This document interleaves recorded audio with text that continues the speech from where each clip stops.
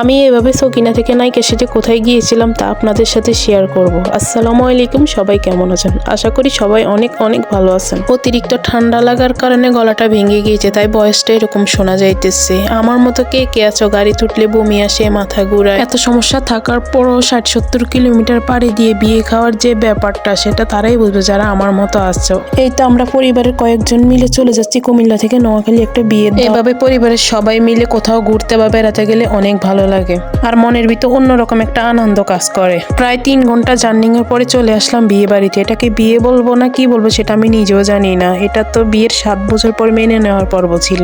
ওরা দুইজন পালিয়ে বিয়ে করছে 7 বছর পরে, এখন তাদের মেনে নেওয়া হইতেছে। আর জামাই এমন ভাব নিতেছে মনে হয় যে সে নতুন বিয়ে করতে গেছে।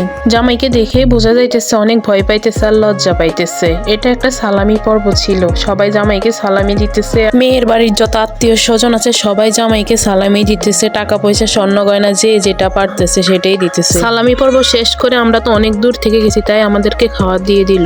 এদিকে তো আমরা পরিবারের সবাই একসাথে বসে গেলাম, অনেক কিছুর আয়োজন করছে। আমার কাছে তো বিশেষ করে চিংড়ি মাছ, ইলিশ মাছ, কাঁচামরিচ ভর্তাটা অনেক মজা লাগছে। আর সবকিছু অনেক মজা হয়েছে, বিশেষ করে এই জিনিসগুলো কিন্তু আমার কাছে অনেক মজা লাগছে। আর নোয়াখালীর মানুষটা কিন্তু আপ্যায়নের সেরা, তা বুঝে গেছে। আর সবাই তো আমাদেরকে খাওয়ানো নিয়ে অনেক ব্যস্ত হয়ে পড়েছে। অনেক গরম ছিল বাইরে, খাওয়া দাওয়া অনেক কষ্ট হয়েছে। আর এই গরমে আমার অবস্থা খাওয়ার পরে এরকম হয়েছে। আবার নায়িকা থেকে সকিনা হয়ে গেলাম। ভিডিওটা সবাই দেখবেন, শেয়ার করে দেবেন। ধন্যবাদ।